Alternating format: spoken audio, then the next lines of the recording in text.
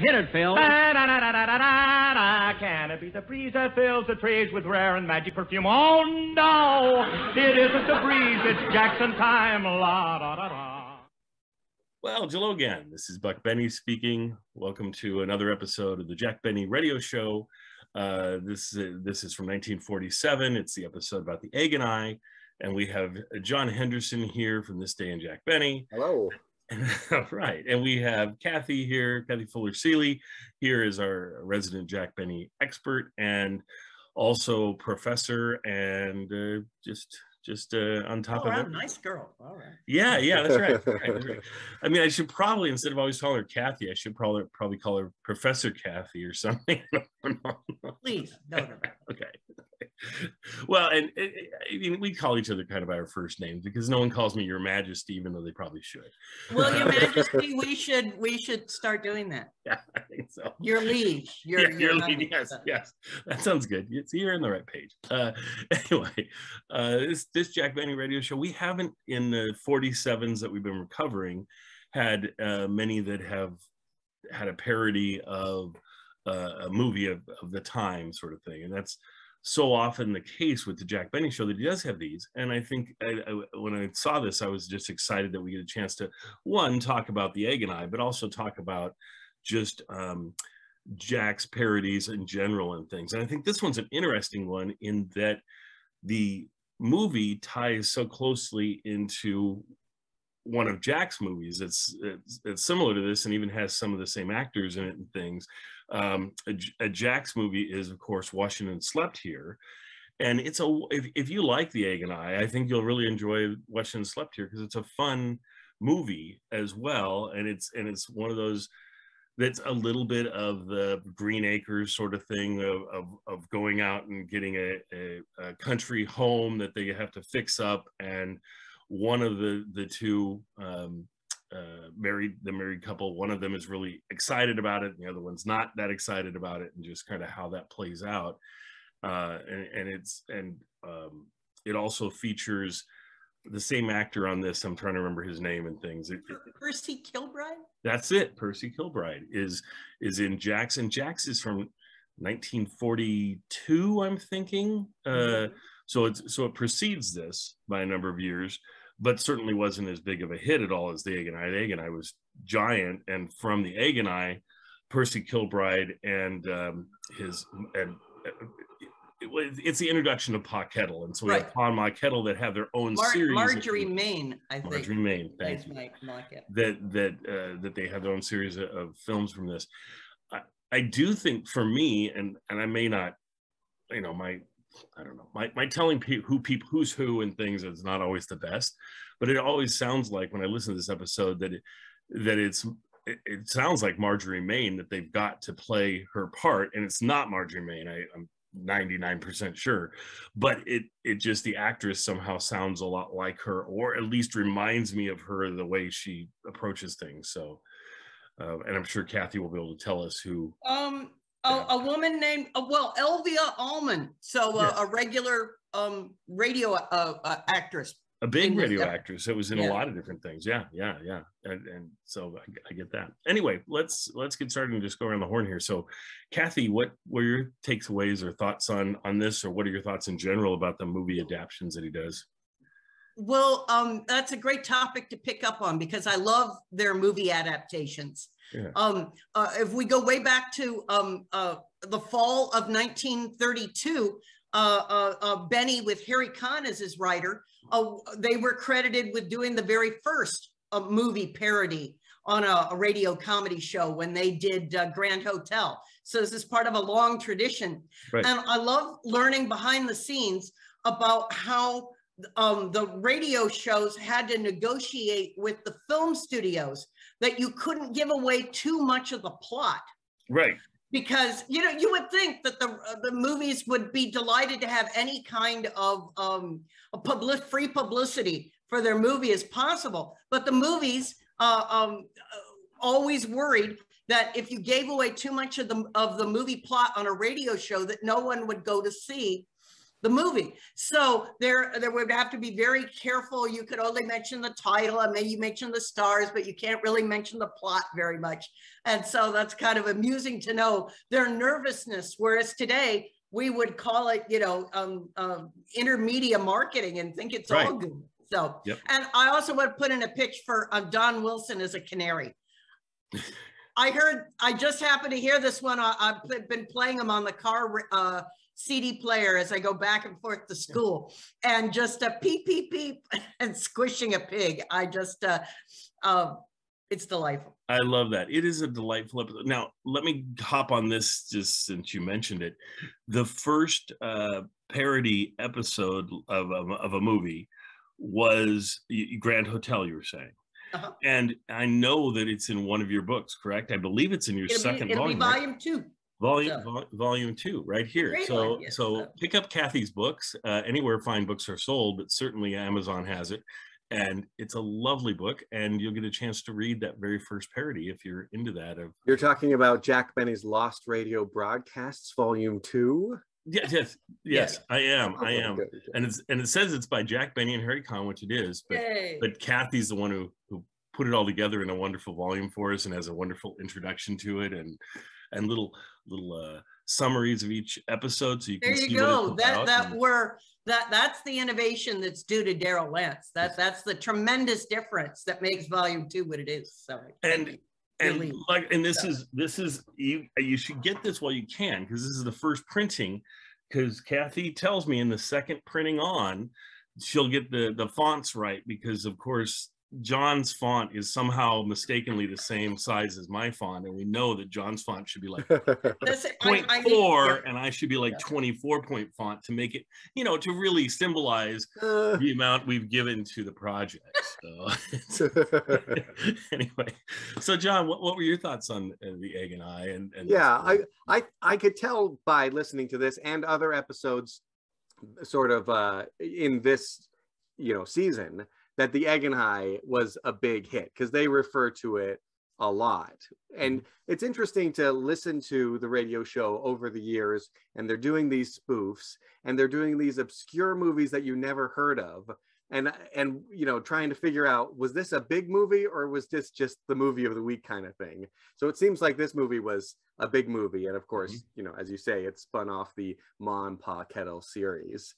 I did want to talk about the Phil Harris show that immediately followed. I want to as well. So yeah, go ahead. Yeah, I mean, so this is the one where Alice Faye, and you'll hear it in a second, I don't want to spoil too much, but she's got a party at 20th Century Fox. She's a movie star. And so she drags, Phil along, but in order to go, he wants to learn how to dance because he sees an ad for the Arthur Murray Dance Studio, which apparently is still around today. There's one in my city also. So, but the best and most hilarious part is the fact that he gets to the studio and his dance instructor is none other than Frank Nelson. And so it's just hilarious. And, sometimes Frank Nelson plays, different characters on different programs. He'll be on Suspense, or he'll be on, Armis Brooks or whatever. Right. But this one, he's definitely playing the same Frank Nelson from the Jack Benny show. And it's hilarious, and I loved it. Does he do like the yes and everything? I can't remember if he... I don't think he specifically says yes, but he's definitely that sort of antagonistic character. Yes. Yeah. And he regularly plays that character on Phil's show as well, often. So which is wonderful. I love him on there. And I believe that, does this episode also have Pat Buttram in it as well? I was just going to ask about that. I heard his voice, and it's like, whoa! He's in most of. He's kind of a regular at this point on the show, and he's a regular in the same way as sort of Mr. Kitzel is a regular on Jack's show. Not a huge part. Always comes in, does his 2-minute bit, and then is out. And but I've really been enjoying that, because I know that it's not long lasted in things, and that it's just going to be for this season, and then we're not going to have him anymore. But Pat Buttram, just so people know, I mean, he is certainly on the Green Acres show, is where probably most modern audiences would kind of know him from, and certainly Green Acres is repeated a lot. And what a charming show. We were talking on Jack's show about how just it's comforting to watch the Jack Benny Show sometimes, and that's how we describe this episode of Jack in Paris. Green Acres is that same feel to me. You watch Green Acres and it just feels so like you're welcome into this world, and it's just a comforting world with again, like a lot like the Jack Benny Show in some ways. He's surrounded by all these kind of crazy people and trying to just make it through. His wife's kind of I mean, basically everyone he runs into is insane, and he's the only like normal one. I mean, Eddie Albert. Whatever. Yeah, there we go. Yeah, and he does a brilliant job. But Buttram in there is just a wonderful feature of that show. But he's also known even more so. I mean, or at least he did more episodes and things. He's more a part of Gene Autry and Gene Autry's background. He did 40 films with Gene Autry. Oh wow! Isn't that crazy? And then the radio shows, hundreds of radio shows with Gene Autry, and then television shows with Gene Autry. So I mean, he was in the mix a lot, and originally was with Roy Rogers for like a season, but Roy had a bunch of people like him and his character, and so he phased him out or whatever. But then as he phased him out, Gene Autry was looking for someone similar, and so they grabbed onto him. And then I would just say Gene Autry's Andy Devine. Yes, exactly what it was. Yeah, exactly. Yeah, it was great that you mentioned Andy Devine, because in our third episode, which is the 1937 episode, Andy Devine is in this, and Andy Devine is in a lot of these 1937 episodes. And much like Buttram is so cool having him on the Phil Harris Show, because we know it's such a small window of time that we're going to get him on there. The same thing goes with Andy. A lot of people sometimes have issues with Andy Devine for whatever reason. I love Andy when he's on here. And just knowing that he's only on essentially a season and a half or something of Jack's show, and then intermittently thereafter, I just love him, and I love his appearances. So this is just, if you're a fan of kind of rural television and rural movies, and this is a real treat, this whole trilogy, because you're going to get a lot of characters, and a lot of people that are in that same vein as each other. So, and just to put in a word for the 1937 broadcast, which again bowled me over for what good quality recording you managed to find. I've just it blew me away, but it was one of the longest Schlepperman roles. Yes. So if we've got two that are about rural aspect, I mean, if we're calling out to rural actors here on the 37 show, Benny and his 1937 gang are doing a sort of a play skit where they're all supposed to be British aristocrats or of the upper class. Yes. And to hear them more than they would a decade later get into the British accents. Jack is not that good at accents, but he's trying. And Schlepperman, being a British upper class member, is just sort of mind-blowing, because I can't imagine Mr. Kitzel breaking character, that much, or adapting a character. So these three all together really, thank you, really show how all these actors are get comedy out of things, how it brings in the writers, how they do accents and play with our ears. Yes. Well, and on top of that, I always think it's so interesting when an actor who, of course, Schlepperman, Sam Hearn, who plays Schlepperman, is not Schlepperman. Schlepperman's a character he puts on. But then on top of that, to take that character and now try and say, okay, how would that character interpret a British accent? So you're two things away from the original actor, and he's got to layer these things on, and does a brilliant job of it. And I just love that when they try and do those things, and to think about all the work it would take to do that, to go, okay, I'm gonna act like this person, which is tough to do. Like I'm put on it, like if I do a Jimmy Stewart impression or something, and then say, now I'm going to try and do a British Jimmy Stewart impression, or I'm going to try and do a hillbilly Jimmy Stewart or whatever. It just adds a whole nother layer to it. So that's cool. John, did you have anything else to cover? You know what? I just want to say this is not really on topic. Well, maybe on. It's okay.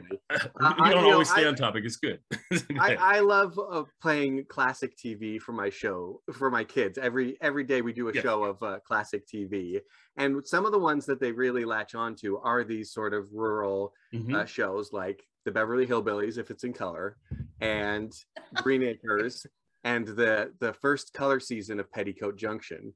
And so we watched Petticoat Junction. I played them a couple episodes, and then I played them the episode where Eddie Albert and is it Ava Gabor Ava Gabor are the guest stars on Petticoat Junction, and then they find out they live in the same town, and it just blows their mind. So I gotta say, sharing these classic shows, radio shows and television shows with your kids is something I would encourage everybody to try. And Green Acres is a good place to start. Yeah, that was pretty on topic, I'd say. All that dovetails me to one more thing, which is Pat Buttram again. I'm going to go back to him. He said what's considered to be like one of the most famous lines of anyone describing what we know of as the rural purge. And the rural purge was essentially, they had all these shows like Beverly Hillbillies and Green Acres, Petticoat Junction, all of these. And in 1971, I believe it was right around that time frame, CBS decided, I think it was CBS that they were all on, decided, you know what, we're going to change directions here and go kind of the Archie Bunker route and things, and go for more urban things that we think tie into more people in the country where they're at or whatever. So we're going to get rid of all of those, Andy Griffith's show, all of those kind of shows are going to be done with. It was called the Rural Purge. And it was unfortunate to happen because the shows, though a lot of them by that time were kind of long in the tooth anyway. Yeah. But it would have been lovely to have 2 or 3 more years of some of them. Yeah. But we didn't. They cut them off there. And what he said, what Patrick Buttram said, his quote or whatever, is they took away every show that had a tree. If there was a tree on the show, it was gone. And so I thought that was a great quote. And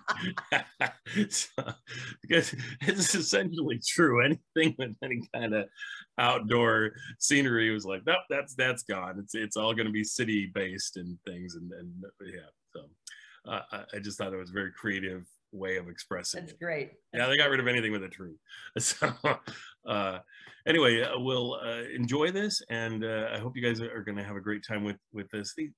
Like Kathy says, the sound quality of these shows is so delightful, all 3 of them, and just and especially the Phil Harris shows are pretty amazing for the vintage, and the fact that a lot of them we didn't even have just a number of years ago. I mean, we didn't have these for 65 years or something. These were all missing, but now we have so many of them and we can enjoy them. So anyway, I hope you enjoy it, and we'll see you guys next time. The Jack Benny Program, presented by Lucky Strike. At 57, American. LSMFT. Lucky Strike means fine tobacco. Listen. Season after season, I've seen the makers of Lucky Strike buy fine, mild, ripe tobacco. Henry L. Snell, tobacco warehouseman, said that. At auctions for over 19 years, I've seen the makers of Lucky Strike buy fine, good-tasting tobacco. John L. Cummins, tobacco auctioneer, said that. Yes, at market after market, independent tobacco experts can see the makers of Lucky Strike consistently select and buy that fine, that light, that naturally mild tobacco. Remember, LSMFT. Lucky Strike means fine tobacco, and fine tobacco means real deep-down smoking enjoyment for you. So smoke that smoke of fine tobacco, Lucky Strike. So round, so firm, so fully packed, so free and easy on the draw.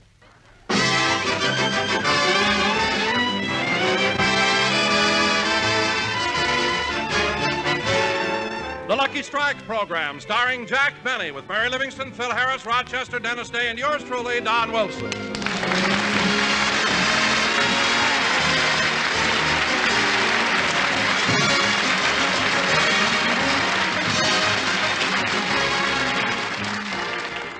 Ladies and gentlemen, over these many years that I've been introducing our scintillating star, my one regret has been that I'm not a poet. For if I were, I would paint a word picture with colorful phrases. What a beautiful thought, Don.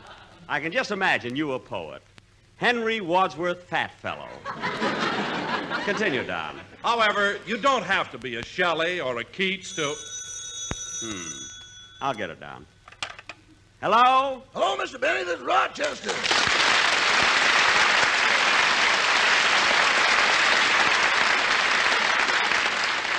Rochester, you certainly picked a fine time to call. Why aren't you listening to the program? That's why I called, boss. There's something wrong with the radio.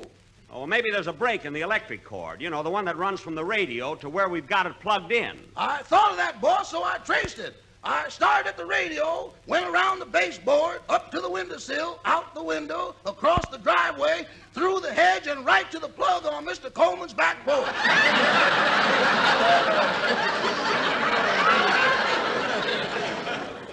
Say, Rochester, I hope nobody saw you. Well, just as I reached the porch, Mrs. Coleman came out, so I ducked behind the hedge and meowed like a cat.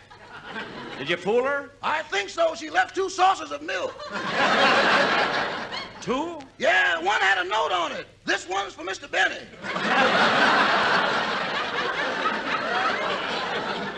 Good, I'll have it when I get home. Anyway, Rochester, if the cord is plugged in right, maybe there's something wrong with the radio itself. Did you check the tubes? Mm-hmm. The condenser? Mm-hmm. The transformer? Mm-hmm. The dials? Boss, I even put Murine in the magic eye. Oh. I don't know what to do. I hate to miss your program. Well, I've got an idea, Rochester. I'll leave the receiver off the hook, and you'll be able to hear the whole show over the telephone. Yes, sir. Okay, Don, let's get on with the program. Ladies and gentlemen, as I was saying, even though I'm not a poet, today I'd like to introduce our star with a little poem. A poem? Yes. To Jack Benny.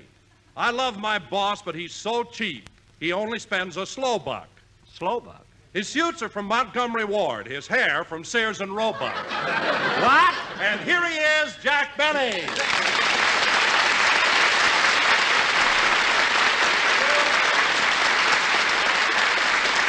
Thank you. Hello again. This is Jack Benny talking. Hair from Sears and Roebuck. Don, I can write poetry, too. As a matter of fact, I have one about you. Oh, about me? Yes. Reynolds flew around the world in a plane that was made to order. But if he tried to fly around you, he wouldn't get south of the border. Oh, Jackson, your name may not be John Greenleaf, but you're much wittier. Yes, sir. Oh, Jack, how can you compare flying around the world with me? I'm not so fat. You're not, eh? Don, there's a 3-hour difference in time between your belt buckle and back pocket. Next week, it'll be 4 hours. Hey, Jackson, if you really want to Wait a minute, Phil, wait a minute. I want to see what Rochester thought of that joke. Hello? Hello? Hello? Rochester, hello? Hello? Hello? Rochester, I just told a joke. Where were you? I had to answer the door. The man from the cleaners was here. What did he want? He found a 50-cent piece on the floor, and he wondered if it came out of your suit. I told him it wasn't yours. Rochester, what makes you so sure it didn't fall out of my suit? Oh, boss, come now. What? Before you send a suit to the cleaners, you loosen the lining, finger the cuffs, turn all the pockets inside out, and then run the lint through the sieve 3 times. Oh, stop making things up. And if you want to hear the program, you better stay at the phone. Yes, sir. And by the way, the mailman was here and just left a package. A package? From Sears and Roebuck. You can be a blonde again. Good, good. That's the one that makes me look like Nelson Eddy. Now I've got to get on with the show, so don't hang up. Now, Phil, what were you talking about? Well, I was just going to say, Jackson, if you want to get some class on the program, how about doing something different, something entertaining like, like letting Livy and me sing a song together. Hey, that sounds like a pretty good idea. You'll sing with Phil, won't you, Mary? No, thanks. I sang with Phil before. What about it? I didn't mind him singing about turnip greens, but he kept time by hitting me on the head with a ham hock. Oh. All right, Livy, all right. So if that's the way you want to feel about it, don't sing with me. I just thought it would be nice to have a trio. Trio? You and Mary would make a nice trio? Yeah. Look, Phil, let me explain something to you. 1 is a solo, 2 is a duet. Now, if you add a 3rd person, you've got a trio. Oh. And if you add a 4th person, you have a quartet. Uh-huh. Now, Phil, if you had 4 people and you found a 5th, what would you have? Throw me that lead again, will you?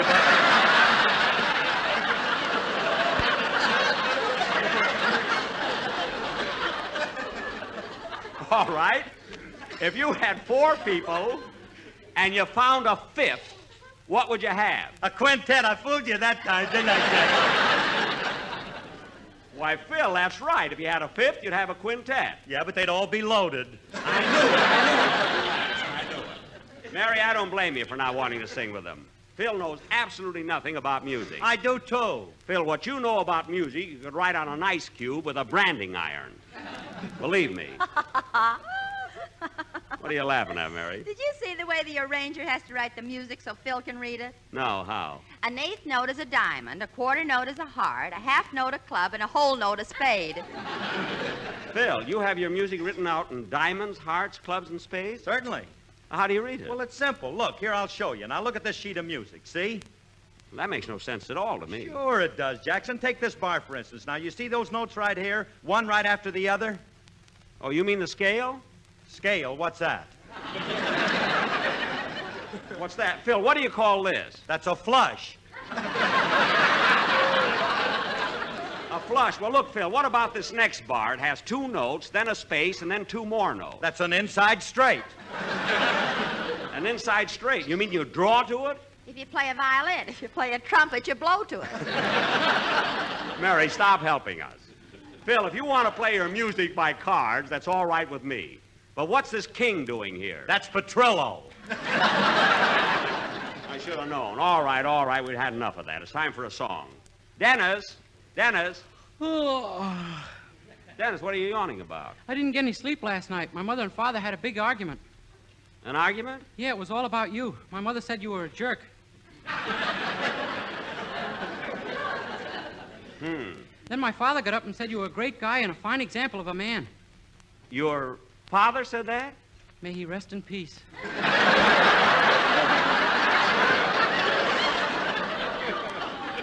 Now stop being silly. Your father's sitting right out here in the audience. Yeah, doesn't he look awful? Cut that out. Dennis, why does your mother dislike Jack so much? Well, she used to go with Mr. Benny before she met my father. She did not. She says she did. What was your mother's name before she married your father? I didn't know her then. Of course you didn't. Now, come on, kid, let's have your song. Okay. And face the telephone so Rochester can hear it, will you?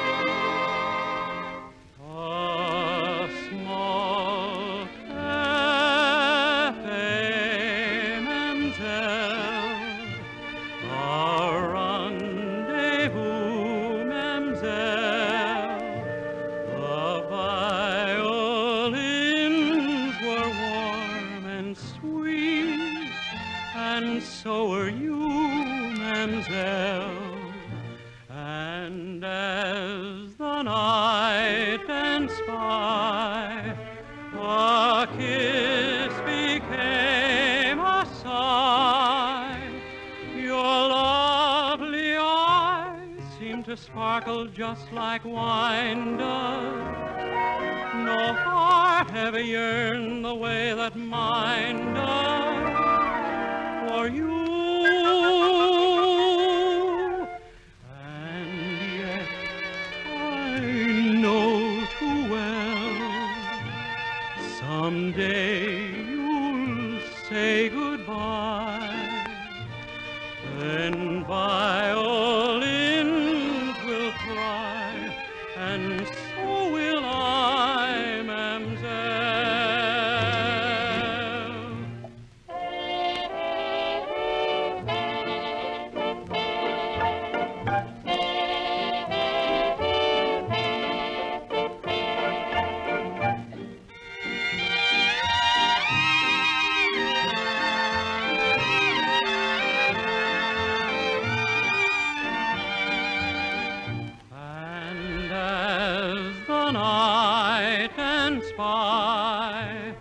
A kiss became a sigh. Your lovely eyes seem to sparkle just like wine does. No heart ever yearned the way that mine does for you.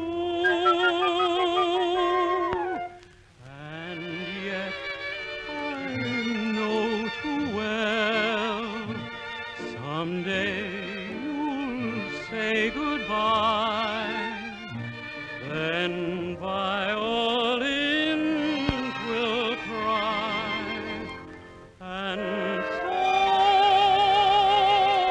will I,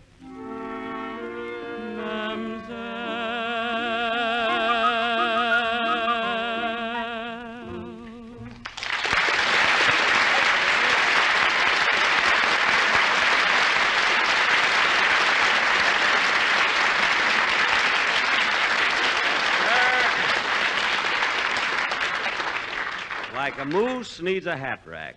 I can't understand why that didn't get a laugh. Norman Krasner liked it. And that was Dennis Day singing his latest Victor recording. Man, you can get killed around here. That was Dennis Day singing his latest Victor recording, Mamselle. And now, ladies and gentlemen, everything falls down on us, no rehearsals, anything happens here, you know. Ladies and gentlemen, for our feature attraction tonight, we're going to present our version of the Universal International picture based on Betty McDonald's bestseller, The Egg and I. In our interpretation... Jack, you can't do The Egg and I. Fred Allen did it last week. I heard it, Don. But this won't conflict with the way Allen did it. You see, we're going to do a comedy version.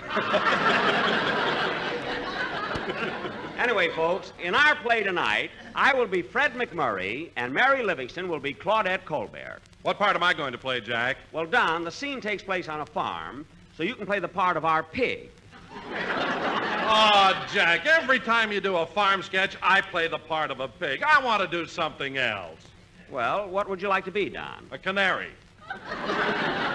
Don, you a canary? Beep, beep, beep, beep, beep, beep, beep. Well, that's not so bad. All right, Don, you can be the canary, but in order for people to believe it, do you happen to have a yellow suit?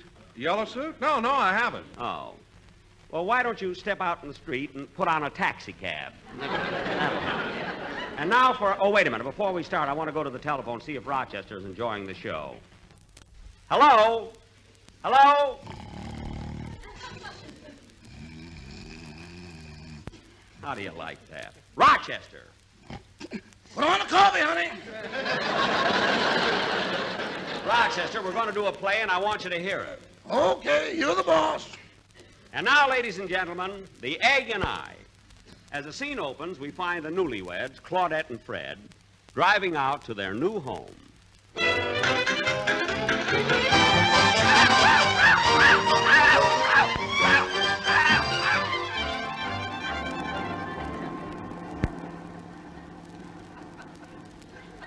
Gee, Claudette, I hope you like the new farmhouse I bought. Oh, I know I will, Mr. McMurray. Oh, you can call me Fred. We've been married a week now. Remember after the preacher said, I pronounce you man and wife, we turned to each other and shook hands? Oh, yes. And gee, you were nervous. I was not nervous. You were, too. You put the ring on the preacher's finger and gave me $10. $10? Gee, I was nervous. Anyway, it sure was a wonderful wedding. All our friends were there, the music played softly, and we made a lovely-looking couple as we marched down the aisle. Yes, but don't you think it would look nicer if I had carried the flowers? They were bluebells. They went so well with my eyes. But, darling, wasn't it exciting as we drove away from the church with those shoes tied in back of the car? Yeah. I wonder what made them bounce like that. My mother was still in them. Oh, yes. I cut her loose when we went through Anaheim. They can always use another smudge pot there. Well, here we are. Look, darling, there's our new home. Gee, it sure looks run down. Yeah, but we'll fix it up. There's the man from the real estate office. Oh, Mister. Yes? I just bought this house. You're the man from the real estate office, aren't you? Yes, Nelson's the name. I'm here to show you around. Gee, what a peculiar style of architecture this house has. It's not French Normandy. Is it early American? No, crummy colonial. Well, let's go inside. Come on, honey. All right. I'm talking to my wife. Follow me. Here's the front door.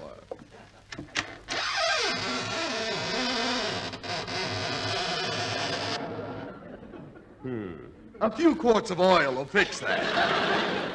Come on, Fred, let's go in. Just follow me, folks. I'll show you through the house. This is the living room. This is the dining room. And this is the bedroom. Gee. Mr. Nelson, does the bathroom have a tile floor? Shall we go out and see?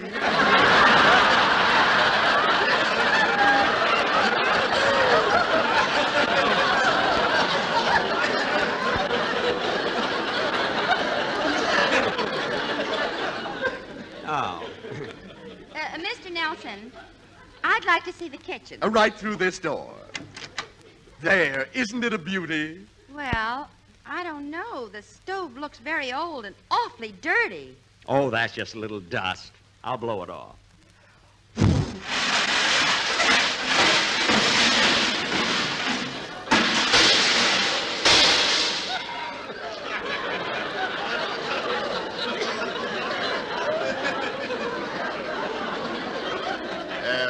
Mister, have you tried Sen-Sen?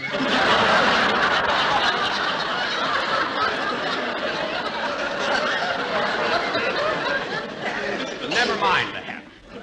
Gee, this place does look run down. Yes, but with a little work, you can make it look like $1 million. Whoops. Well, it's getting kind of late. I better go. Goodbye, Mr. Nelson. Goodbye. Goodbye, Mr. Nelson. Mr. Nelson! Oh, you. Nobody wants me to have any fun. Goodbye. Well, darling, here we are in our own little home. Well, we better start getting to sleep. On a farm, you have to get up at 4 in the morning. You're right, sweetheart. Good night. Good night. Good night. Get out of here!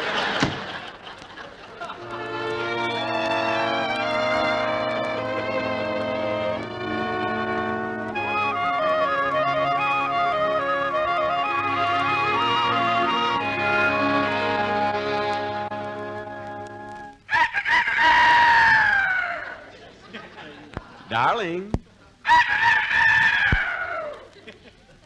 Darling.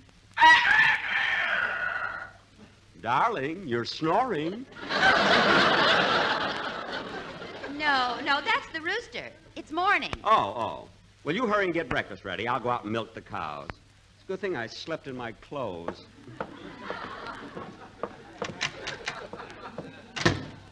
My, it's pitch dark this early in the morning.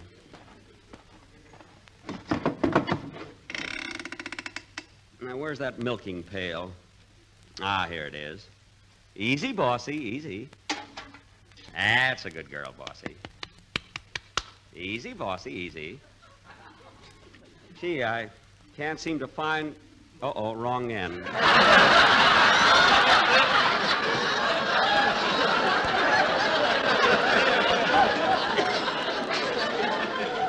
Now.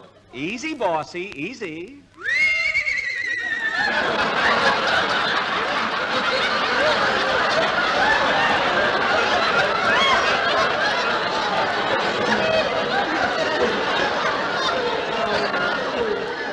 Oh, wrong animal. Now,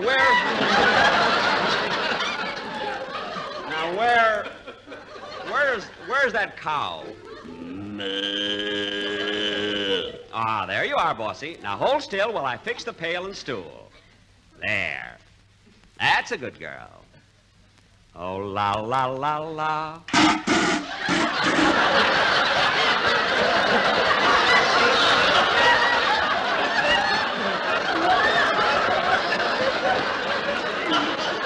Oh, la, la, la, la. Oh, la, la, la, la.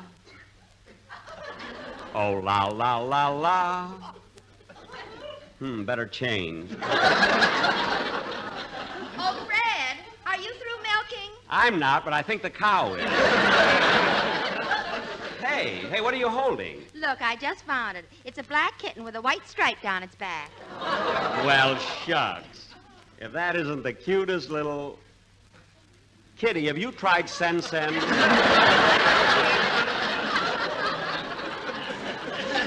Now, Claudette, don't stand around. We've got to feed the animals. Okay. Beep, beep, beep, beep, beep, beep. Oh, look, Fred, isn't it cute the way our canary follows us around? Yeah. Now, shoo, canary, shoo, shoo. We got to feed the chickens. Here, chick, chick, chick, chick, chick, chick, chick, chick, chick, chick, chick. Come on, chick, chick, chick, chick. Here's some corn for you.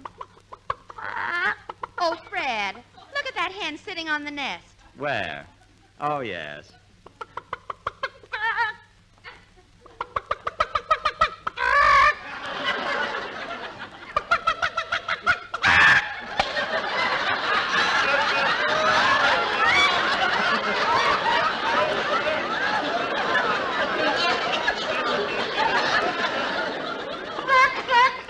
That's all, folks.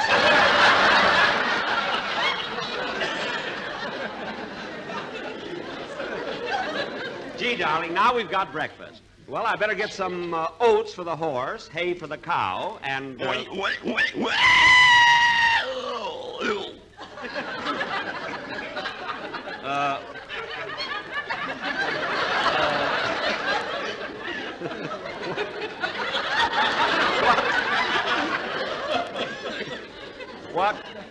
What happened? Our canary stepped on the pig and killed it.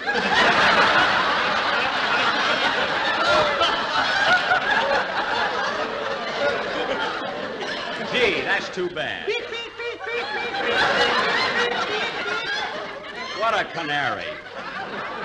I should have gotten suspicious when he bent the bars in his cage. Claudette, maybe the canary is hungry. He can't be. A little while ago, I gave him a side of beef. I'll give him the other side. Now, let's get on with the... Oh, look, here comes someone. Hello? Howdy, neighbors, howdy. Zeke Harris is my name. Live right over the hill from you. Well, do you have a farm over there? Yep, I raise a little of this, a little of that, mostly corn. For your pigs? Nope, from a still. Oh, you have a still? Yes, sir. She'll make 20 gallons a day. 20 gallons a day. That isn't much. Tain't bad, my old lady don't drink.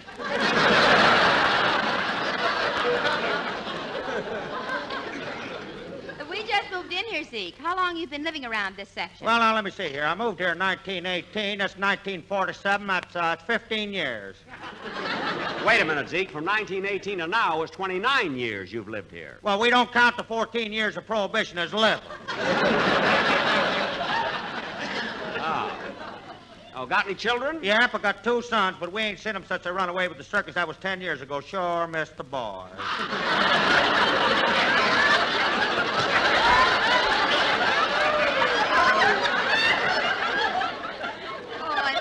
It's a shame both of them left. Maybe one of them will come back. Ain't likely. They're Siamese twins.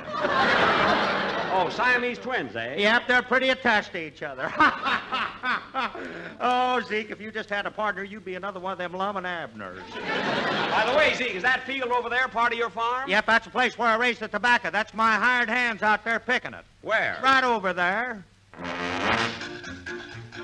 Reuben, we've been thinking what a sad world this would be if we had no Betty Grable and no LSMFT. Reuben, we've been working, raising those tobacco sprigs to make a pack of Lucky Strike for Effie Boone and Speedy Riggs.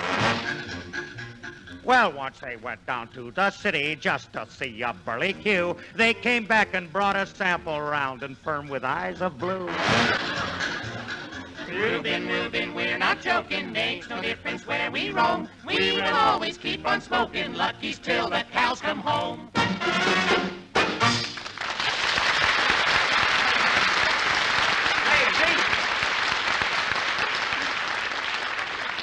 Zeke, your farm hands are pretty good. Yes, sir, they sing all the time. Hiya, neighbors. Howdy, Zeke. Good to see you all. Well, hello. Maw Kettle is the name. Live right down the road. Which house? No house, just down the road. No house? Yep, she's married to Paul Kettle, the laziest man in the state. He's the laziest man in the world. One day he sat on an acorn. 20 years later, we had to shake him out of the tree. No kidding. Well, what do you know? Here comes Paul Kettle, the lazy critter now. Name is Dennis, but folks call him Paul. Howdy, Paul. Hi, Zeke. Hi, folks. Ma, put your arms around me and squeeze me. I feel like exhaling. There, that feels better. Any place to lie down around here? Oh, Paul, stand up for a while. By the way, what are you folks figuring on raising here? Chickens. Oh, wouldn't try it if I were you. Tried to raise some myself a few years ago. Never had any luck. What happened? Bought 10 hens that laid a lot of eggs, but none of them never did hatch. Now, how many roosters did you have? Oh, roosters.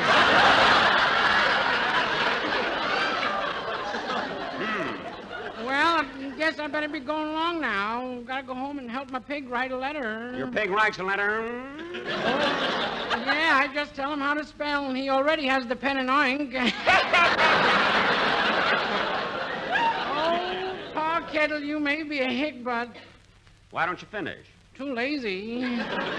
Well, look, my wife and I are just going in to have breakfast. Why don't you folks come in and join us? That's okay with me. Me too. Pick me up, Ma. Well, come on, let's all go in and... Hey, wait a minute. What happened to Zeke? Where's Zeke Harris? Oh, he had to run along. He's got his own show. What? I can stay till Wednesday.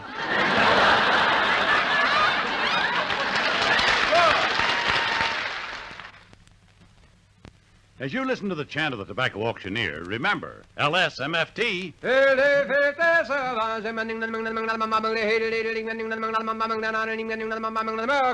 Lucky Strike means fine tobacco. And in a cigarette, it's the tobacco that counts. Mr. Porter G. Wall, Sr. of Pilot Mountain, North Carolina, has been an independent tobacco buyer for 29 years, and he said, I've seen plenty of good, fine tobacco bought by the makers of Lucky Strike at auction after auction. Tobacco that's really fine. For 14 years now, I've smoked Lucky's myself. Quote, I've seen plenty of good, fine tobacco bought by the makers of Lucky Strike. Unquote. Remember, independent tobacco experts like Mr. Wall can see the makers of Lucky Strike consistently select and buy that fine, that light, that naturally mild tobacco. Fine, light, naturally mild tobacco. LSMFT. Lucky Strike means fine tobacco. Yes. LSMFT. Lucky Strike means fine tobacco, and fine tobacco means real deep-down smoking enjoyment for you. So smoke that smoke of fine tobacco, Lucky Strike. So round, so firm, so fully packed, so free and easy on the draw. This is NBC, the national broadcasting company.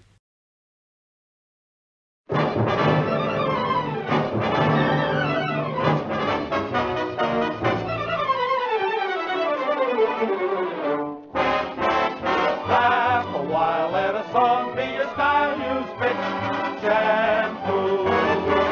Don't despair, use your head, save your hair, use Fitch shampoo.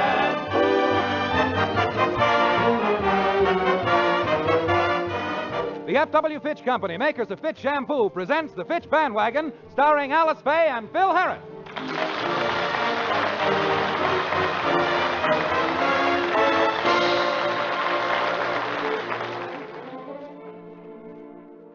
When her new dress arrives from the store, a woman will invariably drop whatever she's doing to try it on. That's why we find Alice Faye at 10 o'clock yesterday morning in an evening gown. Well, how do you like it, babies? Oh, Mommy, that's a beautiful dress. Oh, thank you, Alice. Can we be here when you tell Daddy how much it costs? Why, Phyllis? He makes such funny noises when you write out the check. No, it's not the cost, honey. It's just that it's such an effort for him to write.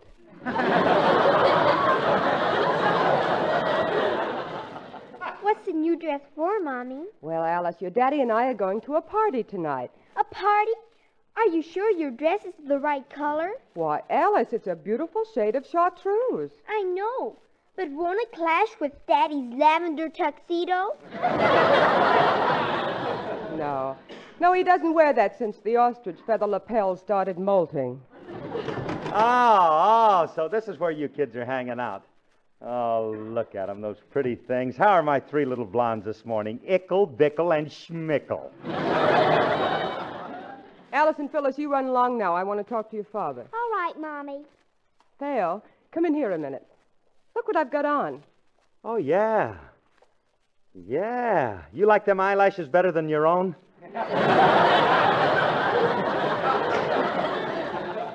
They are my own. I mean, the new dress. Oh, yes, the dress. Hey, kid, that's a honey. You really like it? Like it? Oh, kid, you look prettier than Gloria Swanson in Penthouse Mothers.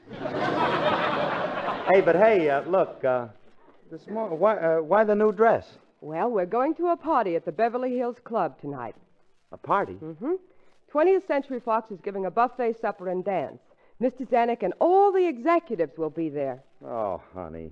You know how I feel about going to parties. And anyways, those guys at your studio have hated me ever since I married you. Oh, don't be silly. That's not true. Then how come when we announced our engagement, they offered me $50,000 to go to South America? Imagine them making me a proposition like that. Yes. By the way, how long was it you stayed down there? 1 year. Now, I don't want to go to no studio party. Why can't we go someplace where they talk my language? Phil, I didn't buy this dress to wear to the zoo. Okay, kid, go ahead. Make fun of me. You made me go to these parties before, and you know I feel like a goon. We walk in, and everybody rushes up and says, "Oh, Alice, darling. How are you, Alice? It's so nice to see you. Alice, honey, have you seen Hedda yet? You're looking wonderful. Lolly's back, you know." Then they look at me and say, "Will someone get a rag and wipe up this mess?" Oh, come on, Philsy. You'll go to the party for your little blonde-headed baby, won't you? Well? Great big daddies. Just gotta do it for his itty-bitty snookums. Goochie, goochie, goochie. Oh, come on, baby. Oh, kid, when you start baiting your hook with that stuff, you know I'm a gone fish.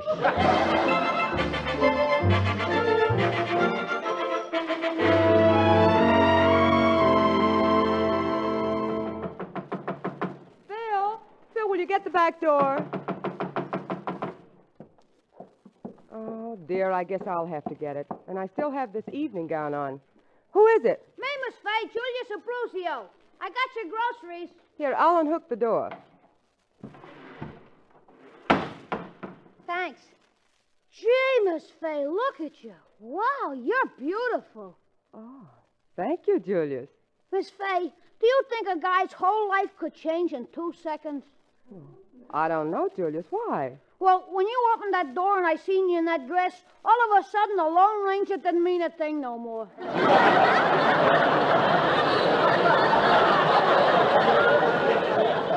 Now, Julius. But, Miss Fay, you ain't told me why you're wearing that beautiful dress. Well, I was just trying it on. Mr. Harris and I are going to a dinner dance tonight. The lucky stiff. Miss Fay, would you dance with me? Now? Here in the kitchen? Yeah. It ain't a kitchen, Miss Fay. It's a beautiful ballroom. The sink is a gorgeous fountain with colored lights all around it. The Frigidaire is a pair of French windows with the moonlight shining through. And the garbage pail? Yes? That's your husband's orchestra.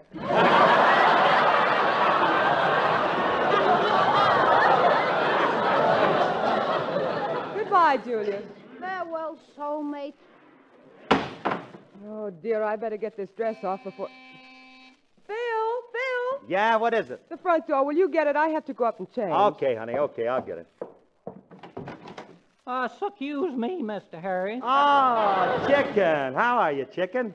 Come on in. Well, thank you. I was just out drumming up a little news for the Encino Gazette. Thought I'd drop in and say howdy. Well, good for you. How are you, Chicken? How's your family? Oh, we can't complain. We're all in table condition. Well, that's great. Where's the missus? Oh, she's upstairs trying on a new dress. You see, I'm taking her to one of them dinner dances tonight. Well, now, that's real thoughty of you. What sort of party you going to? Well, it's one of them dinner dance affairs, and it's in Beverly Hills. Oh, a hoedown, huh? No, not exactly, Chicken. You see, well, 20th Century Alice's studio is giving it, and it's more of a great big Hollywood party. Oh, that Cyro's crowd. Yeah. Well, in that case, I might cover it from a paper. You will? Yeah, we could use a good fight story. No, chicken. I don't think there's going to be any of that. Yeah, well, I better be running along now, Mr. Harris. By the way, here's your mail. I picked it up on the way in. Well, thank you, chicken. So long. You're a nice guy. Gee, look at this stack of mail. Nothing but bills and magazines. Let's see. There's Life, Look, Collier's, Comic Politician. Oh, that must be Cosmopolitan. There's a girl on the cover. Hey, look at this ad on the back. Look at this. I was a wallflower until I learned the rumba.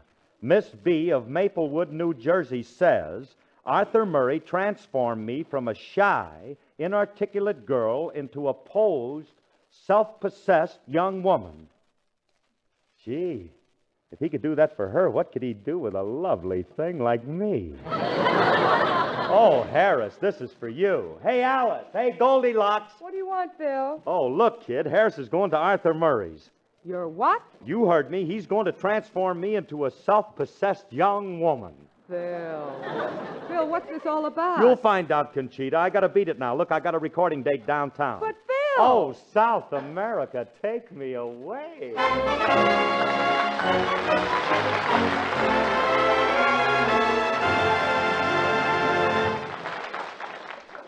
Hiya, Frankie. Hey, look, kid, are the fellas all set up? Yeah, Curly, we're recording right here in Studio B. Good. Look, did you get those guys I told you for that little Dixieland combination? Oh, yeah. Besides me, there's Itchy, Twitchy, Stitchy, and Fitchy. Fitchy? Yeah. His clarinet's backed by one of the world's largest insurance companies. Oh, had some sleep, huh? Yeah, look, yeah. kid, have they rehearsed yet? No, you want him to? Heck no. It's once out of the lard bucket for Harris. Come on, let's go, fellas. 1, 2.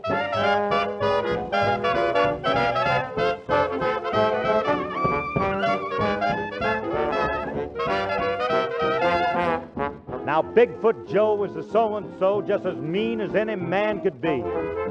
And only last night he started a fight, and he was picking on poor little me. He said, I'm gonna cut you 3 ways, frequent, deep, and wide. I looked that boy right in the eye, and then softly I replied. I said, now look here, Joe, you big, I know. But before you climb my frame, you better wait, you better cogitate about my given name.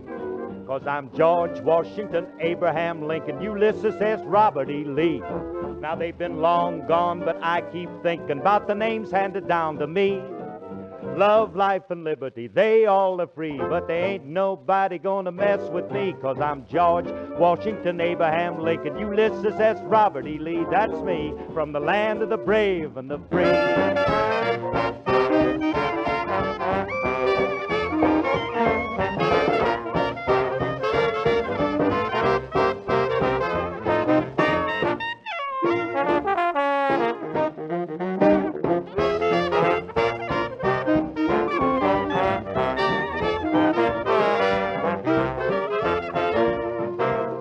George Washington, Abraham Lincoln, Ulysses S. Robert E. Lee.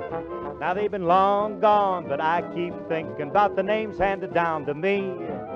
Love, life, and liberty, they all are free, and there ain't nobody gonna backwater me, 'cause I'm George Washington, Abraham Lincoln, Ulysses S. Robert E. Lee. That's me, from the land of the brave and the free. Now look here, boy, before you get that razor out, there's one more thing that you should know about. I got a bulletproof vest and a razor-proof collar, a big 44 that'll make you holler. So listen to me, boy, you're fooling with Kilroy. You will soon be wearing wings, boy, up there where the angels sing. 'Cause I'm George Washington, Abraham Lincoln, Ulysses S. Robert E. Lee. That's me, from Nashville, Tennessee.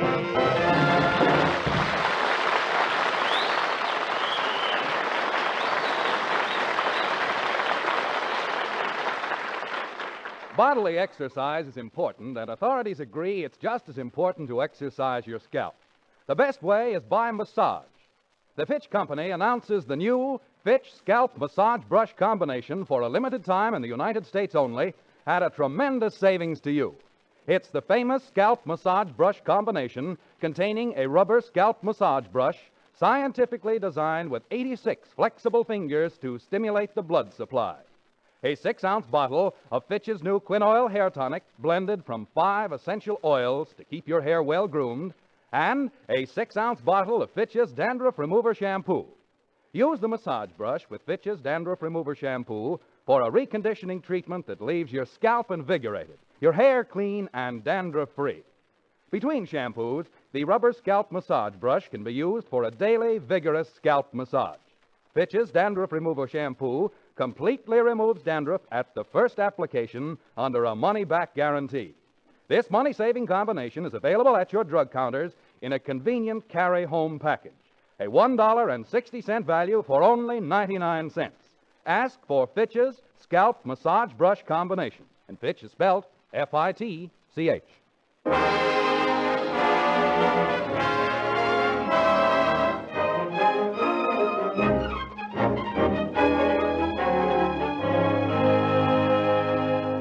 Hey, that was swell, fellas. So long. Look, I'll see you Sunday, Frankie. What's your hurry, Curly? I got to beat it. I'm going over to Arthur Murray's. Well, yeah, when did he get a liquor license?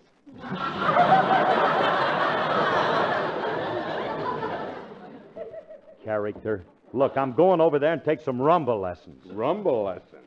Oh, Curly, not you, who was known as Lounge Lizard Harris, the king of the Lindy Hoppers. Look, Frankie, I got to do it. Me and Alice is going to one of them studio parties, and I don't want to be no cauliflower. Oh, Curly, in the old days, you didn't worry about no fancy dancing. You just did like the rest of us, grabbed the dame by the ears and jumped up and down. I know, Frankie, but this is a case of social necessity. Hmm? Sure. Hey, you remember the time in 28 we crashed that fireman's ball in Scranton? Oh, Frankie, remember it. Yeah, you were doing a Diamond Jim Remley that night.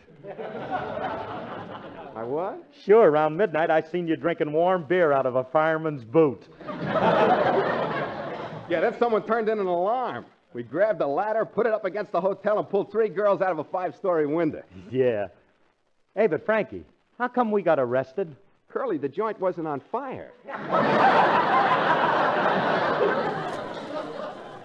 Yeah. Them were the days, though, huh, Remley? Yeah. We really broke it down, boy. I'll never forget that blues singer in New Orleans, Torchy Lamar. She's pretty nuts about you. Who wasn't? Yeah, but that kid was a honey. Yeah. She was the Hold most... it. Up. Hold it. Quiet. Shh. Take it easy. Not so loud with that talk. What's the matter? The movie star, the Battle and Strife. She's got Pinkerton men all up and down the alleys now. Oh, yeah, Curly. I forgot talking about dames to you is like waving a red flag in front of a dead bull.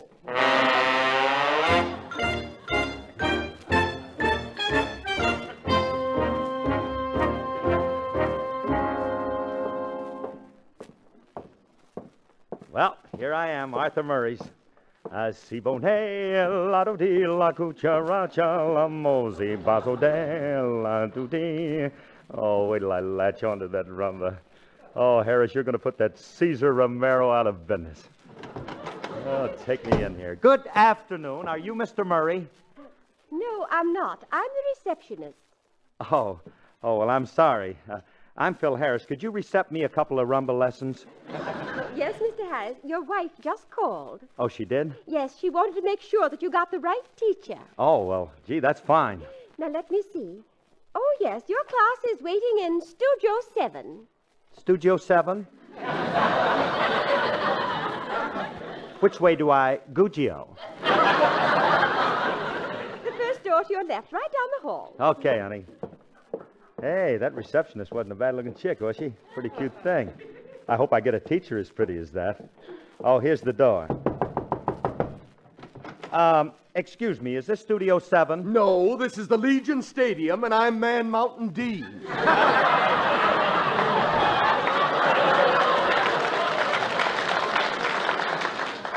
Well, I'm Phil Harris. You can't be my teacher. Well, you needn't take that attitude. I'm just as disgusted as you are. Now, get over there with the rest of the class. But wait a minute, I thought that... Go! Shoot! Oh, all right. Attention, class. Now, we start the rumba with the left foot. Will you each raise your left foot? Good. Now, the right foot.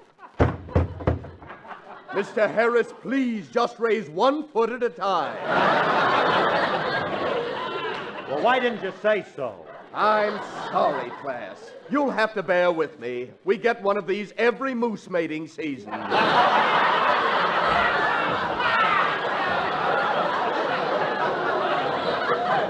Now we'll start with the basic box step. All together now, after me. Front, side together, rear, side together, front, side together, rear, side together. Now, have you got it? I got it, Buster. Now, how do I get rid of it? Mr. Harris, you're fighting me. Now, we'll do it with music. Front, side together, rear, side together, front, side together, rear, side together, slow, quick, front, Side together, rear. Stop! Side Stop together, this up, instant! stop. What's the matter, Doc? Oh, everyone else is perfect, but you, Mr. Harris, you front-sided when you should have rear-sided. I did? Gad. Now, class, let's take it again. All together. Front, side together, rear, side together, slow, quick, turn, side together, front, Side together.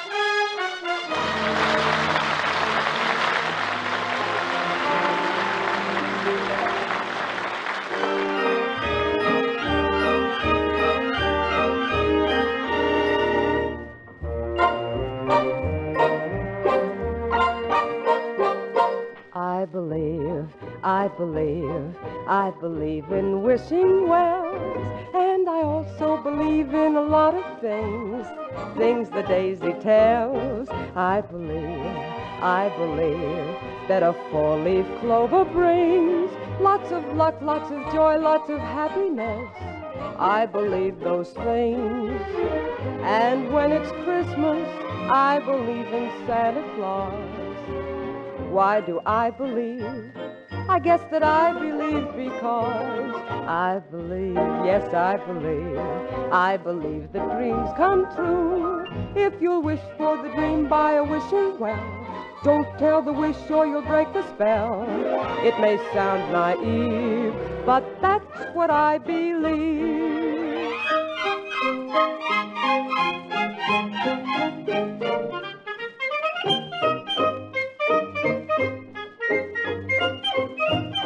I believe, yes, I believe in the stars that sail the sky. And I also believe in the zodiac, yes, and Gemini.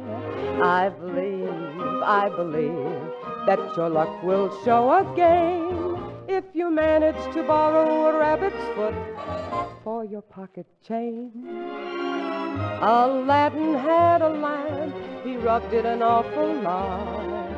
I don't need a lamp, I only need the faith I've got. I believe that it's all within your heart. Once you've learned how to smile with an empty purse, you're richer than all of the universe. Rainbows up your sleeve, and that's what I believe.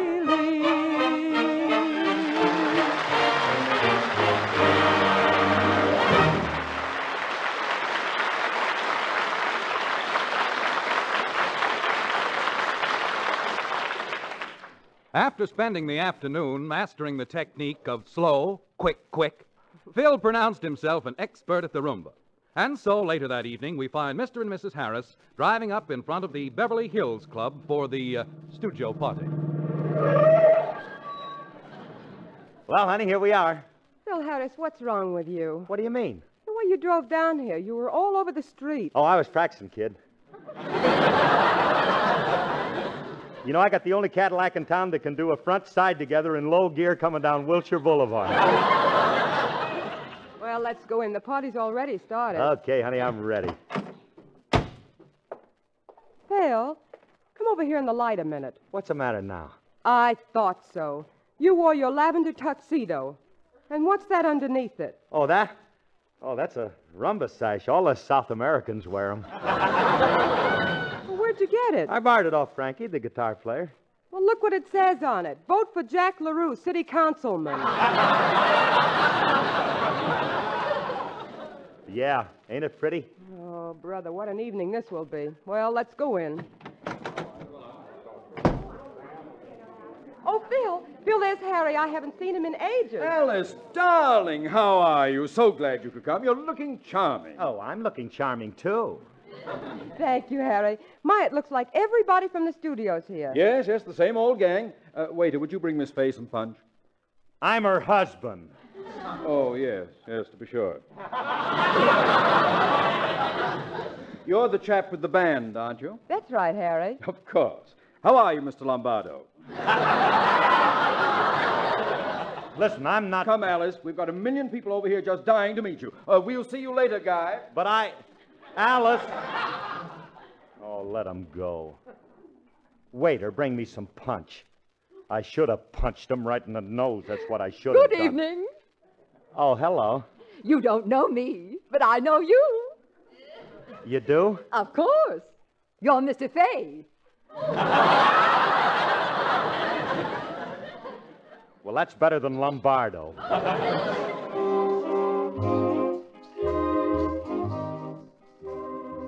Lovely party, isn't it?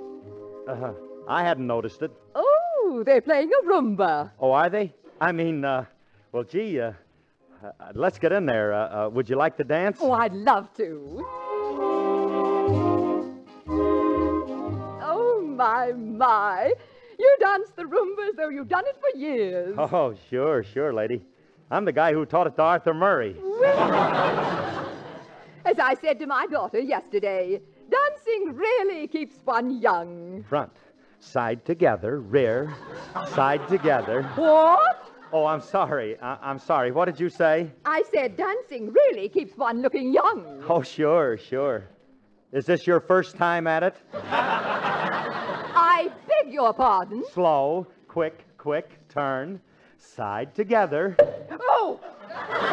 You hit my knee. Oh, well, I'm sorry, lady. Let's try it again. Front, side together, turn, side together. Oh! Egad, I knocked the old lady's kneecap off. That was my compact. Now would you please help me to my table? You've crippled me. Well, I couldn't help it, lady. You quicked right into my rear side.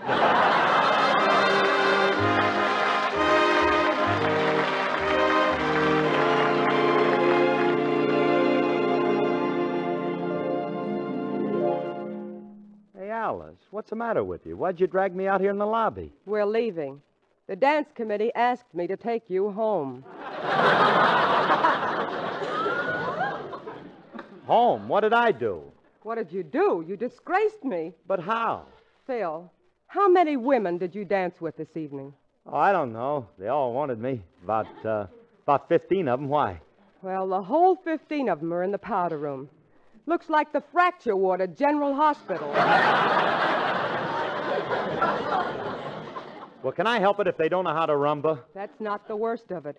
You know that elderly woman you danced with first? Oh, yeah. I seen them carrying her out. Well, she happens to be Mrs. Murdoch. Her son is head of production under Darrell Zanuck. Well, isn't that too bad? If you're worried about that kid, I'll go back and straighten everything out. Phil, where are you going? Inside and ask Mr. Zanuck to rumba. One, side step. No, two, bird brain. yes, Come on, side come on, step. come on. Three, side.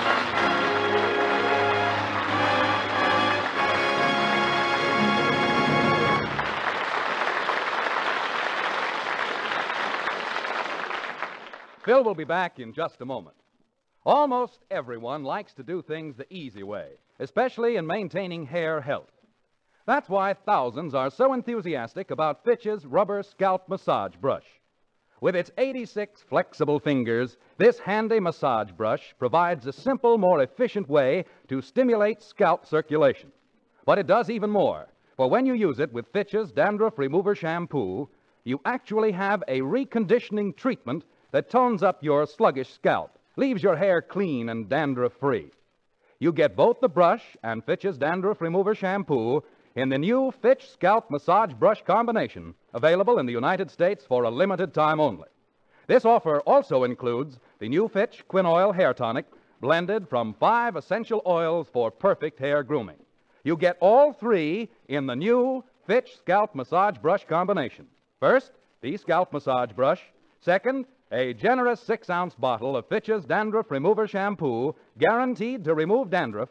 And third, a 6-ounce bottle of the new Fitch Quinoil Hair Tonic. A regular $1.60 value in a convenient carry-home package, only 99 cents. Fitch is spelled F-I-T-C-H.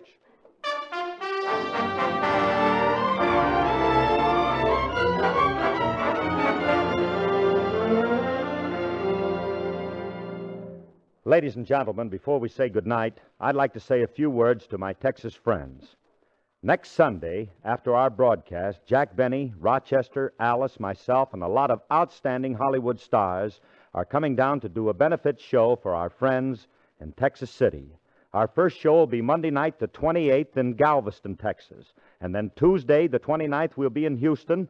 And we're going to look forward to seeing you all because, as you know, it's a very worthy cause, and we're going to have a lovely show. And I want to give our thanks for Jackson and myself to Governor Buford Jester of Texas for his lovely wire. Don't forget, next week we'll be looking for you.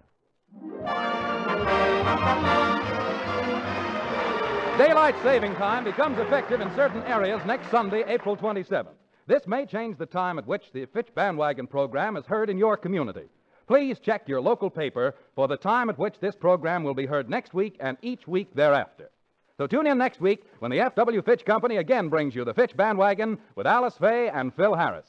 This program was written by Joe Connolly and Bob Mosier, directed by Paul Phillips, with the original music composed and conducted by Walter Sharp.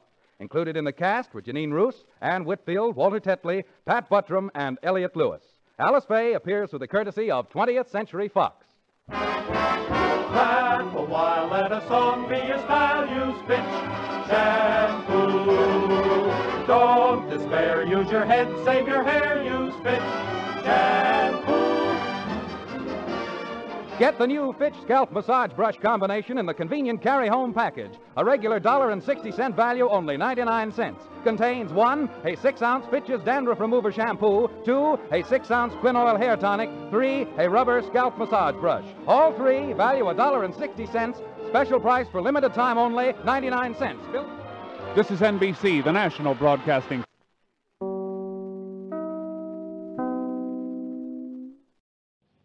J-E-L-L-O.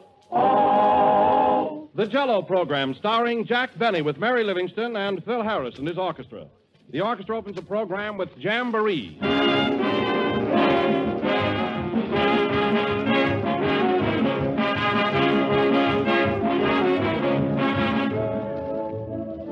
Bright blue skies, the first baseball games of the season. Gay new fashions, these are sure signs of spring. And spring calls for a fresh touch when planning your menus, too. And what could be more in keeping with the season than a shimmering mold of Jell-O, bright in its springtime colors. Jell-O is a great favorite with everybody at every season of the year, but particularly in the spring, thanks to its refreshing taste of fresh, ripe fruit. It's grand for dessert in any of its 6 delicious flavors: strawberry, raspberry, cherry, orange, lemon, and lime. And it's versatile, too. For in addition to grand desserts, it also makes tempting salads. But whether you serve Jell-O as a salad or as a dessert, be sure to get the real thing, genuine Jell-O. No other gelatin dessert has Jell-O's extra rich fruit flavor. So ask for Jell-O by name and look for the big red letters on the box. They spell Jell-O.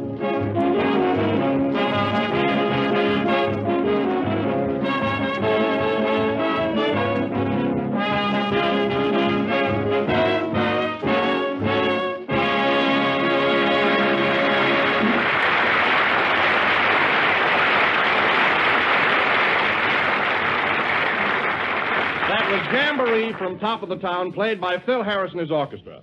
And now, ladies and gentlemen, Phil, has our guest star arrived yet? Yes, Don, he just got here. Ladies and gentlemen, as you all know, guest appearances of famous film celebrities on radio programs are all the vogue.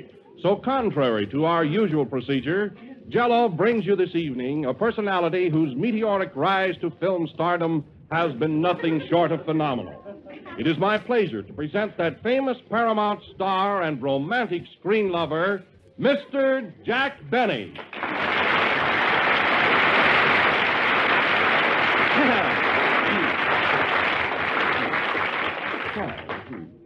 Thank you very much. Mr. Benny, On behalf of Jell-O and the members of our cast, we welcome you here tonight. Thank you, Mr. Wilson. I cannot tell you how thrilled I am to... Oh, will you stand just a little closer to the microphone, please? Oh, yes, I'm really not used to microphones. Or mics, as you radio people call them.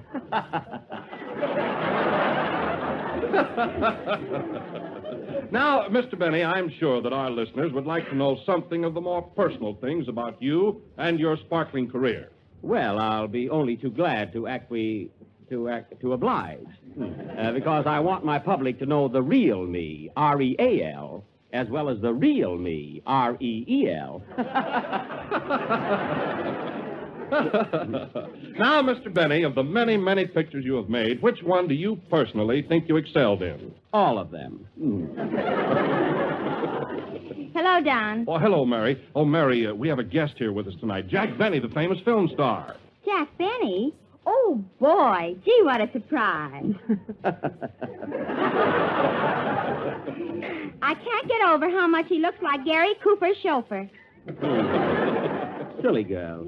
Would you mind giving me your autograph, Mr. Benny? Yes, later.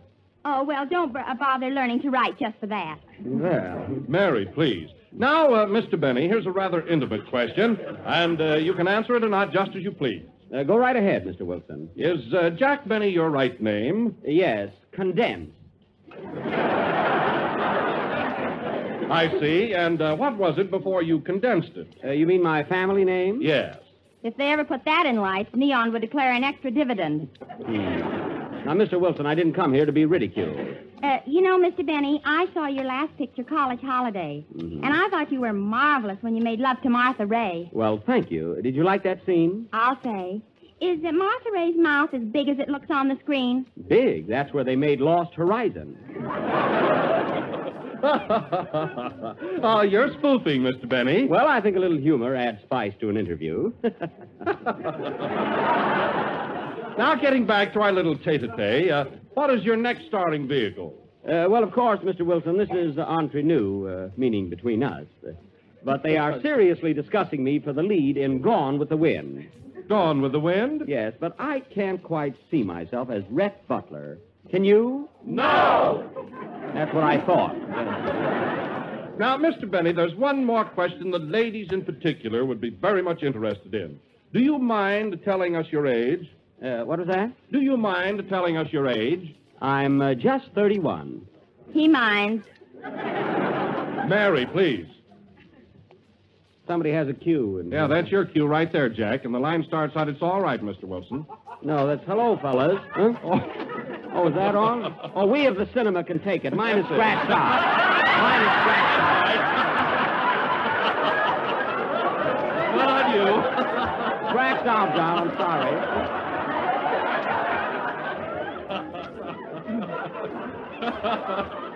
Well, of course, I'll tell you, I'm a movie celebrity, and really, I'm not used to this sort of work at all. Excusable. Hello, Don. Hiya, fellows. Oh, hello, Kitty. I want you to meet our guest star of the evening, Jack Benny. Oh, boy, a real movie star. Wow. Are you thrilled, young man? Yeah, would you like my autograph? I didn't get your name. Who are you? Ken Baker, condensed. What do you do on the radio, Mr. Baker? Well, You sing, Joe. Yeah, thanks, Mary. She always helps me out. Well, that's nice. Pardon me, Mr. Benny, I'm Phil Harris. Oh, yes. I just wanted to tell you that when you were in New York recently, I made a picture at Paramount, and they let me use your dressing room. Yes, I did grant that permission. You know, I never realized what a beautiful head of hair you had until I saw it on the shelf.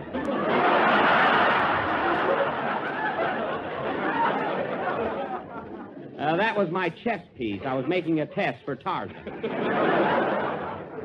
Well, Mr. Wilson, I must be off. I have an appointment with my director. Oh, just a minute, Mr. Benny, before you leave.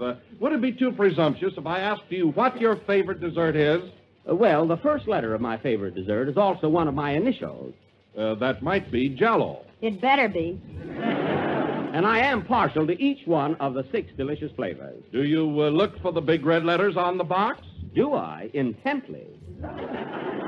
And why do you do it, Mr. Benny? To be sure that it's genuine Jell-O. Thank you. And thank you, Mr. Wilson, for permitting me to give a message to my fans. And thank you, my fans, for your patient indulgence. Au revoir.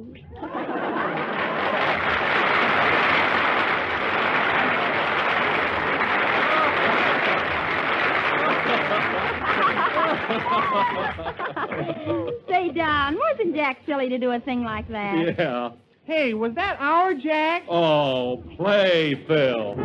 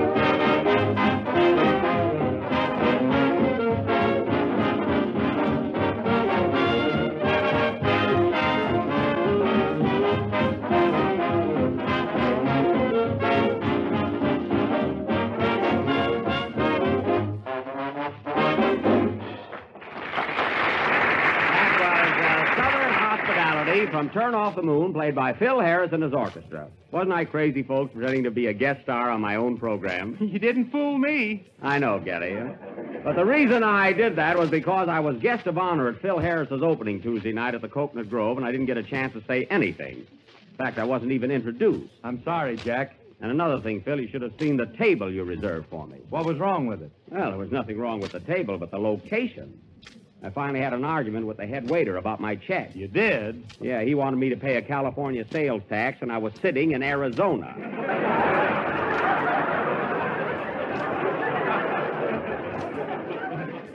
You know, Jack, I was wondering why I didn't see you at the Coconut Grove. I was there. Me too. Oh, where were you sitting, Mary? Oh, I had a piece of the table right up next to the orchestra. Me too. Did you have a good time, Mary? Yes, except the bass player kept knocking my compact out of my hand. Me too. Kenny, you don't carry a compact. Just for that joke I do. Well, it was a nice affair, though, wasn't it, Mary? Gosh, I had a lot of fun. But, gee, was that dance floor crowded? Oh, was Don there, too? I'll say he was. We danced the rumba together. Me too. Me too. Me too. Me too. Who did you dance with, Kenny, Mary or Don? I don't know. Crowds get me excited. Well, Don, that is a surprise. I didn't know you could dance. Boy, I do some mean trucking. Oh. He danced with me 5 times. Oh, I don't believe it. I'll show you my flat slipper. Well, I wish I'd have had that good a time. Anyway, Phil, I still want to congratulate you. It was a very swanky affair and a great tribute to you. Thanks, Jack. How did my orchestra sound? Well, Phil, I got to give you credit. For a fellow who knows absolutely nothing about music, you certainly get away with murder. Yes, don't we? No use, Phil. I'm going to keep that watch. Come in. Hello, Bud. Just thought I'd drop in on you. Well, if it isn't Lawrence Tibbet. Say, Andy, I'm glad to see you, but you're dressed up quite formal for a Sunday afternoon, aren't you? Can't help it, Buck. I put this dress shirt on for Phil's opening Tuesday night, and I can't get it off. Oh, that's too bad. Doggone, my mother was right. She said a collar button was better than cement. And I'll never wear a dress shirt again. Well, I don't blame you. Next time I have to go out fancy, I'm going to whitewash my chest.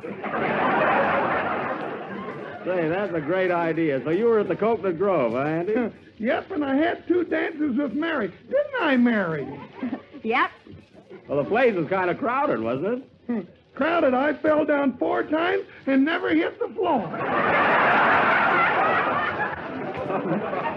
It's a good thing I had my spurs on. Your spurs, huh? Mary, what are you laughing at? Now I know what bit me.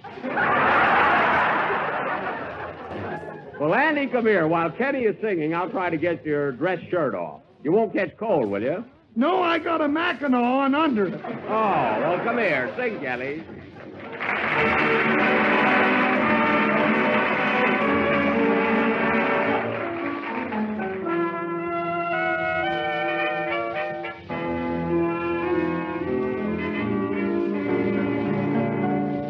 Our love is so sweet in the springtime when blossoms are fragrant in May. No years that are coming can bring time to make me forget, dear, this day. I love you in life's gray December, the same as I love you today. My heart ever young will remember the thrill it knew that day in May.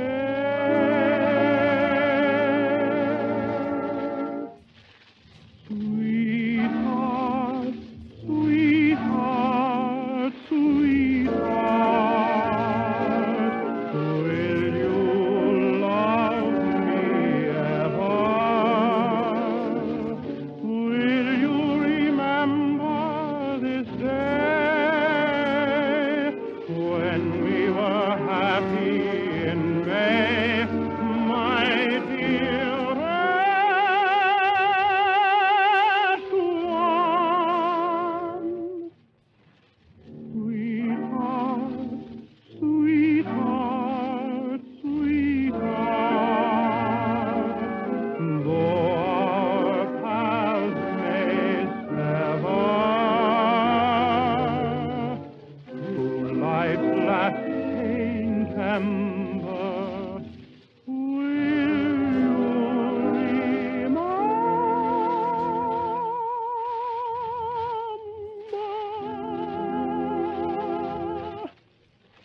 springtime, love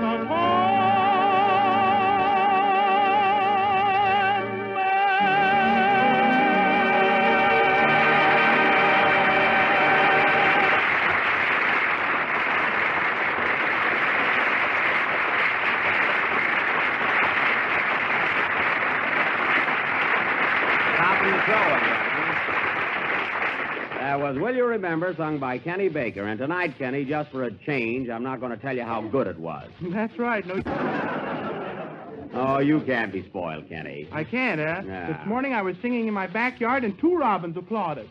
Well, the birds I get aren't so encouraging.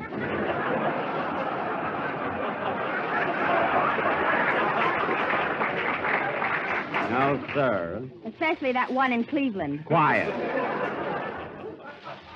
And now, ladies and gentlemen, see if I've got the right script here. Oh, yeah. And now, ladies and gentlemen, for our feature attraction this evening, we are going to present something new and entirely different. This accident, or play, is a very subtle and sophisticated English drawing room drama entitled Lady Millicent's Husband, or Mutton, Who's Got the Chop. Now, I will play the part of Lord Stanley Puffypan, a retired loafer. Mary Livingston will be Lady Millicent, my current wife, who has just made me the latest link in her long chain of husbands. The rest of the cast, including the orchestra and whoever else shows up, will be Lady Millicent's ex-husband. So immediately after the next number, we will take you to the ancestral mansion of the Puffypan, located at Ketchup-on-the-Vest, near London. Play, Mr. Addis.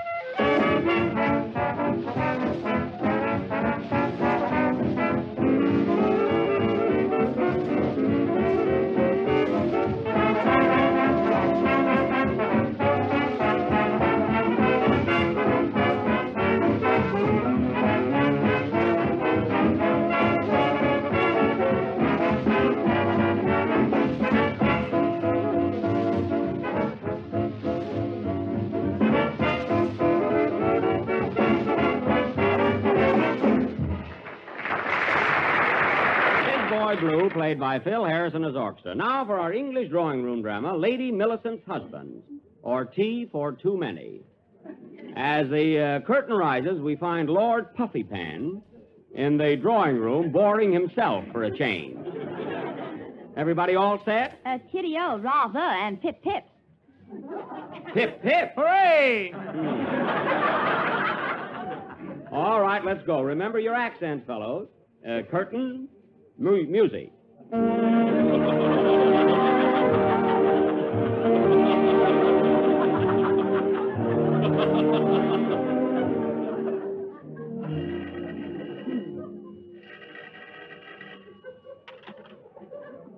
Lord Puffypan's castle, are you there? Just a moment, please, I'll inquire. Who is it, Heaves? Long distance from Australia, sir. Your Uncle Egbert calling. Uncle Egbert? Yes, he wishes to know how you are. Tell him quite well. Very good, sir. Hello? He's feeling quite well. Goodbye. Well, it was jolly nice talking to Uncle Egbert again. I haven't heard from him in 14 years. Really, sir? Next time he calls, I must ask him how he feels. Oh, Heaves, have you seen her ladyship about? She's in the billiard room, sir, waiting for her cue. Oh, well, put some chalk on her and shoot her in. Good afternoon, Stanley. Oh, there you are, Millicent. Did you sleep well? No, Grandpapa was walking about the halls all night long. Grandpapa? Well, why didn't you lock him up? It wouldn't do any good. He's a ghost, you know. Oh, yes. I thought he looked a bit pale. What are you reading there, Stanley? The latest cricket scores, my dear. Most exciting. Any upset? Oh, rather. London Braves 7, Liverpool Giants 0. Well, here's something of interest. Your cousin Ronald passed away. Ronnie? Why, I was talking to him only yesterday afternoon. Must have been a rather dull chat. He died yesterday morning.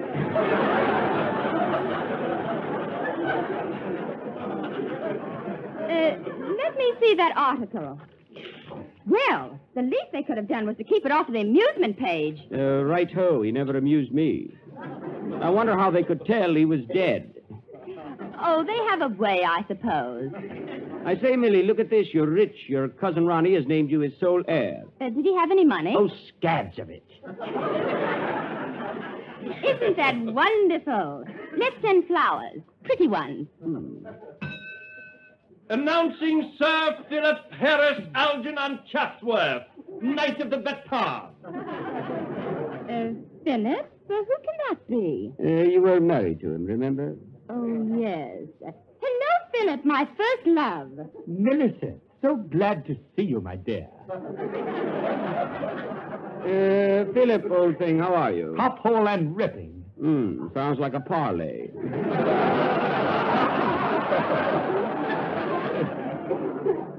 I say, Millie, old girl, how about a kiss for old time's sake? Righto. Do you mind, Stanley? No, go right ahead. But you won't enjoy it. How was it? You were right. You know, Millicent, I've been reading about your good fortune in the papers. Will you marry me again? What about Stanley, my husband? Quite. Oh, he wouldn't mind moving out? What do you say, Stanley? No, it would mean packing and all that. Stanley, don't be a bore.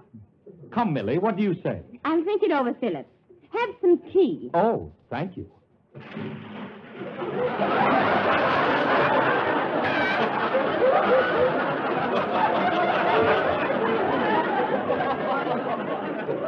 Careful, Millie. Heaves my rubbers. Announcing Lord Cedric Warwick Patrick Flick, Knight of the something or other. That name sounds familiar. He was your second husband, my love. This way, sir. Thank you, Heaves. What ho, Millicent? Cedric, so glad to see you. Hello there, Cedric. Toodaloo, Fluffy Poof. Millicent, I'm here for only one thing. Will you marry me again? Marry you? Yes, I read in the papers your cousin died and I love you.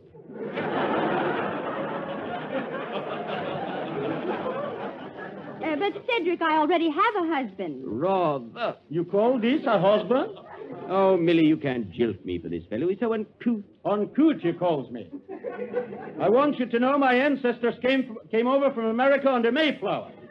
Return trip, of course. Well, why didn't they stay there? Who can do business with Indians? What are you doing these days, Cedric? Same as always. I'm associating with a sportsman. I'm riding on the hounds every morning at the crack of dusk. Tally ho! That's tally ho. Can I help it if you talk with a dialect? So you're a sportsman, eh? Right-o. I'm playing badminton, squash, cricket, and naturally, if I catch a sucker, a little pinochle. Are you in the mood? No, and furthermore, you are nothing but a fortune hunter. I resemble that remark.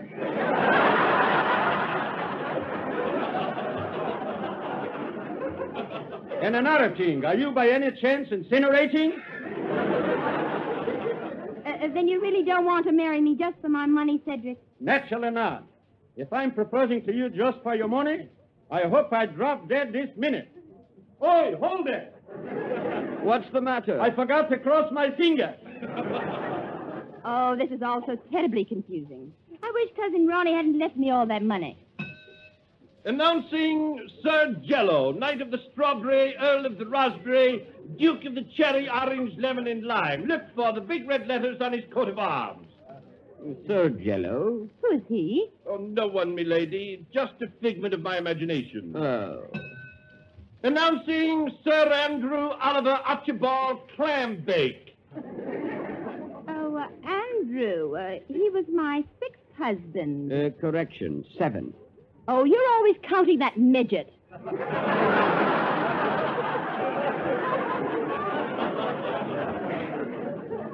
My error. Welcome, Andrew. Hello, Millicent, my love. Cheerio, and are you there? I say what? Pip, pip.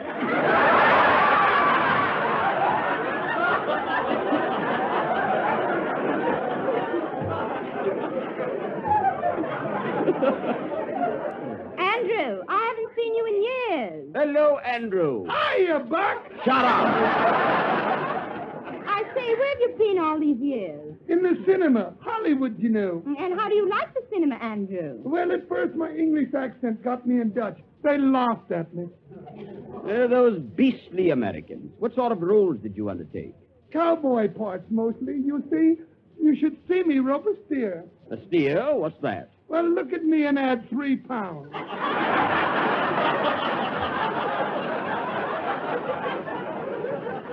A very vivid description, old fellow. Well, Millicent, what I really came here for was to ask you to marry me. How about it, Millie? Just a moment, old fellow. I ask her first. Wait a minute.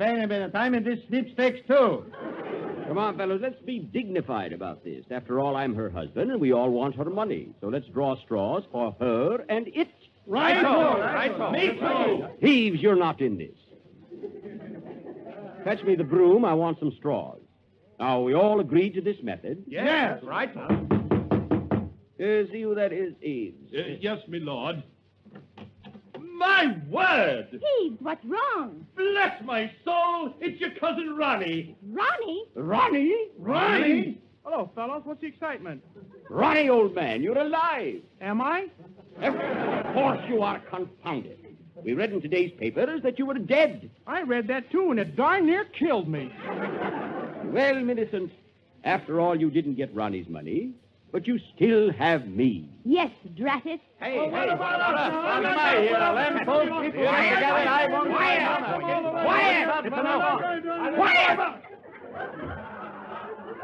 Quiet! Oh, heave!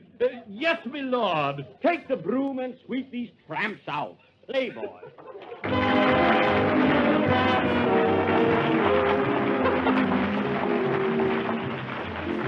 Here's the timely dessert that everybody in the family will enjoy. Ice cream. Creamy, rich ice cream. The real homemade kind. Everybody in the family enjoys ice cream, especially when it's made with Jell-O ice cream powder.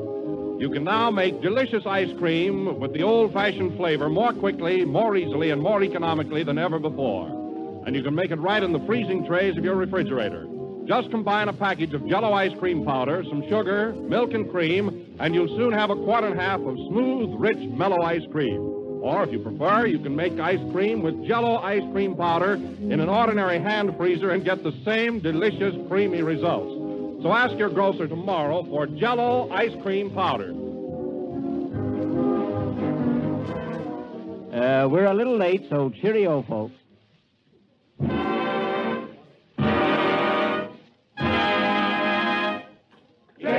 Jell.